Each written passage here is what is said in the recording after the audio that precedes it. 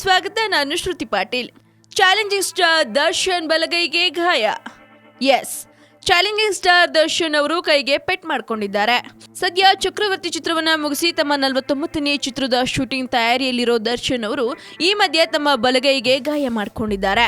ಇತ್ತೀಚೆಗೆ ಸೃಜನ್ ಲೋಕೇಶ್ ಸಾರಥ್ಯದಲ್ಲಿ ಮಜಾ ಟಾಕೀಸ್ 200 ಎಪಿಸೋಡ್ಗಳನ್ನ ಪೂರೈಸಿರೋ ಹಿನ್ನೆಲೆ ಡಬಲ್ ಸೆಂಚುರಿ ಕಾರ್ಯಕ್ರಮವನ್ನ ಆಯೋಜಿಸಲಾಗಿತ್ತು. ಈ ಕಾರ್ಯಕ್ರಮಕ್ಕೆ ದರ್ಶನ್ ಅತಿಥಿಯಾಗಿದ್ರು. ಈ ವೇಳೆ ಚಾಲೆಂಜಿಂಗ್ ಸ್ಟಾರ್ ಅವರ ಬಲಗೈಗೆ ಗಾಯವಾಗಿರುವುದು ಕಣ್ಣಿಗೆ ಬಿದ್ದಿದೆ.